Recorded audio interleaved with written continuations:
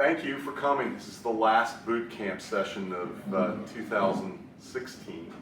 We're going to do 6 more next year, but it's going to be on business planning topics. So the business planning topics that we're going to be focusing on next year, if you're interested, would be great for your clients. It would be a lot of fun. And we'll start off with where you normally start out, starting up a company, what the right choice of entity is. We'll also have a session on compensating your employees. What's the best way of doing it? What's the best way of doing it in terms of annual bonuses? How do you structure a comp plan? And then how do you do executive comp that might be long-term incentive planning? After that, we're going to do a couple of special sessions on government contracting and technology companies, 2 areas that I spend a lot of time on. And then we'll follow that up with a special session on mergers and acquisitions, which right now I'm involved in 3 different merger and acquisition transactions, all involving private equity companies buying my clients. The size of the acquisitions range from about 10 million to 260 million. I've got a $260 million transaction going on right now. And then the last session of next year, which will take place about the same time in October, will be another primer on business succession planning, but drilling more in from the business end as opposed to the estate planning end. So it's all going to be business focused, and it'll be good for you all because I think that's something, it's a value add that you can bring to your clients that you may not be providing right now. Eli, if you need to get breakfast, it's over there. And coffee and everything else. Yeah, absolutely. But today we're going to be talking about niche-based strategies, and what I mean by that is there are some quirky, odd types of things that we do in estate planning that you should put on your list, your arsenal of weapons when you're doing your planning for your clients that will help you add value to their situation. And it may not be areas that you've spent a lot of time thinking about, but it's a lot of fun. And a lot of clients are really interested in this stuff. So we'll talk about pet trusts, which have become extremely popular. They're used in 46 of the 50 states, including Virginia, Maryland, and DC. And we use them probably in 1/3 of our clients' estate plans now. And it's not the Leona Helmsley type pet trust, but it is very, very helpful to take care of pets in their later years. If you're gone, what happens to your pets? We'll talk about that. We'll talk about IRA trusts again. We've talked about that in a past session, but it's good to revisit why they're important and why more and more people are using these types of vehicles. What we haven't spent a lot of time talking about are special needs trusts, which we use to protect the ability to receive government benefits. An individual who is disabled may qualify for Medicaid and other government benefits, SSDI. How do we protect your beneficiary, your child, who might be a special needs person, so that they can continue to receive those benefits and still get other supplemental benefits that might be available? We're going to talk about gun trusts. I've actually done about 4 of them. I have a few clients that have Class 3 firearms. How many of you know what a Class 3 firearm is? Okay, so it's not an unpopular thing. And in this day and age of reform in the area of owning weapons and owning guns, it has become a really popular technique of protecting your ability to pass on your ownership of these types of items to future generations. And lastly, we'll spend a little more time talking about planning for digital assets and how you plan for it and what you should be concerned about and what a digital asset is. Okay? So that's the focus of today. If we give you this knowledge, we hope you'll use it in your planning for your clients to give your clients a little bit of edge and give you a little bit of edge in rendering services to your clients. And it'll get you more clients because your clients are going to talk about you. I've gotten referrals just because of the gun trust stuff that we've done.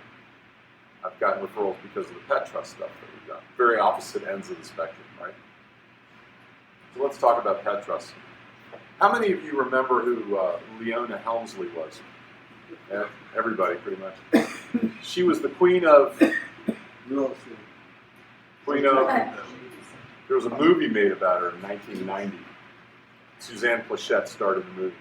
The Queen of Mean.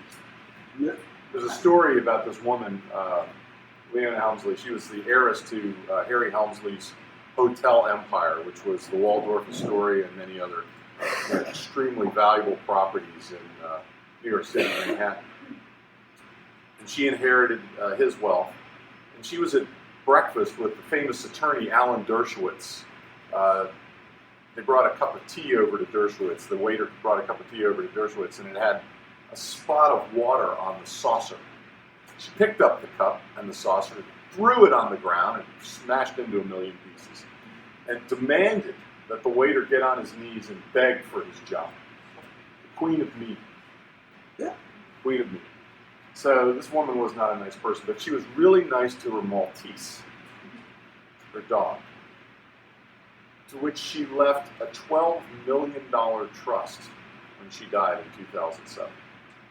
And of course, her heirs objected to that gift, saying that it was excessive. It was more than the dog needed to live for the rest of its life, comfortably, safely, away from terrorists and all the other things that will attack a dog. So the court, in its wisdom, reduced the award from $12 million to $2 million. So the pet trust for the dog was $2 million, which is kind of ludicrous in and of itself. We're going to talk about what an appropriate amount might be, and that's part of your job as a financial planner, helping clients with that. I had another client many years ago in the 90s, and she had no children, but she had nieces and nephews and other family members, and she really loved her pets. And she left $1 million in trust for her pets. And we set that up for her. But anything that was left over would go to her nieces and nephews as long as they did certain volunteer work for charities that dealt with pets. Interesting twist. So why do you use it? It's the only way to directly plan for a pet. Why? A pet, under the law, is tangible personal property, like a ring or a watch. It's not viewed as a person. So technically, in the old days, if you left something in your will to your pet, it was an invalid gift, and it could be set aside by the court. Because you can't leave assets to an asset, right? So that's how pet trusts started to evolve. As early as 2000, maybe 1 or 2 states had pet trust legislation. Now 46 have. In 2008, when I gave an actual seminar on pet trusts at that time, I was doing some radio broadcasting and things.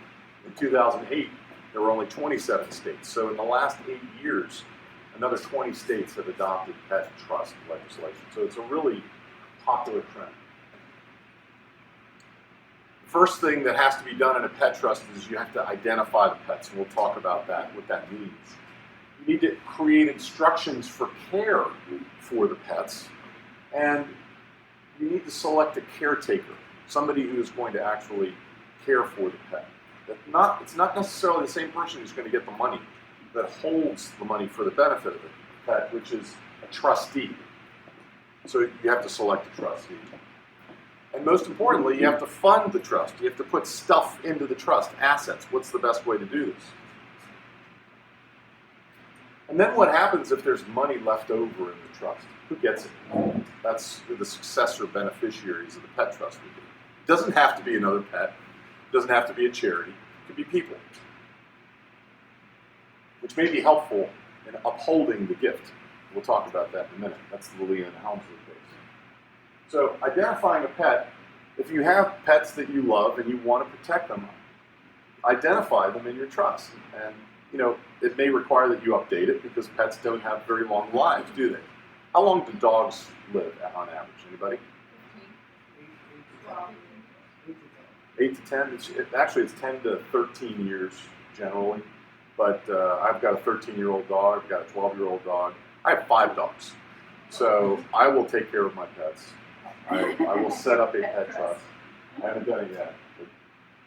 You know, who knows?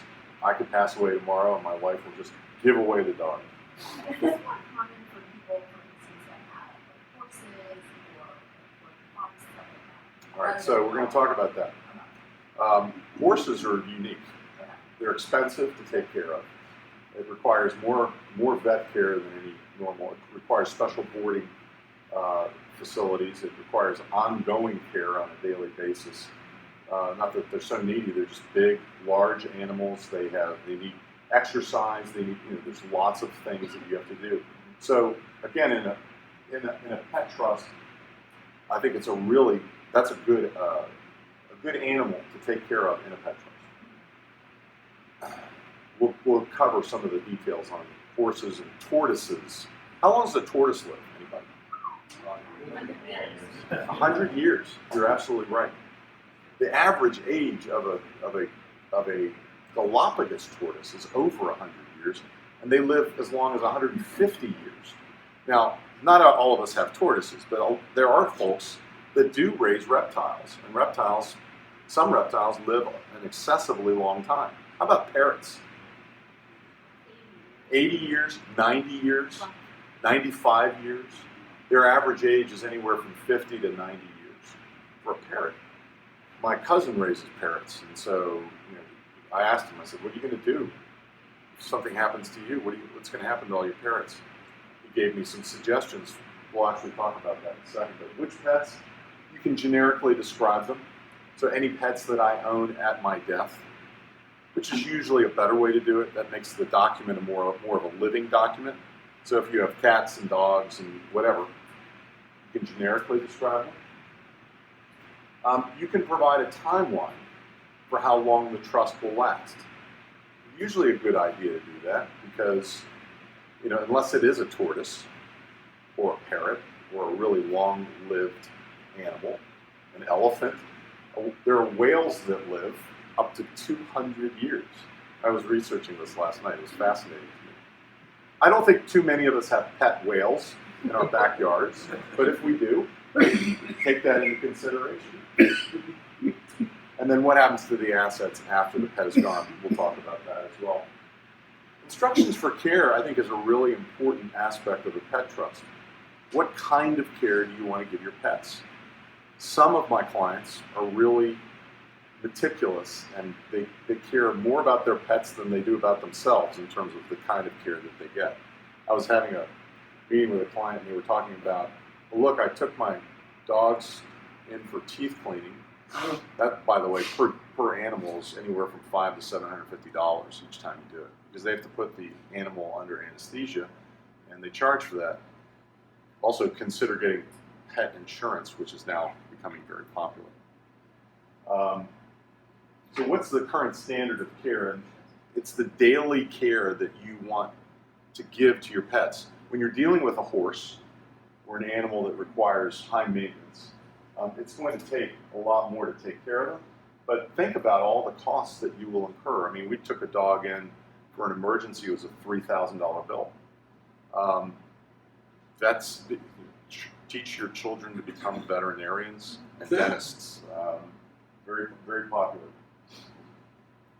Grooming, boarding, travel, pet insurance, all the different costs. And you as financial planners can sit down with your client. One of the questions you should ask in your checklist of things that you go over with your client is,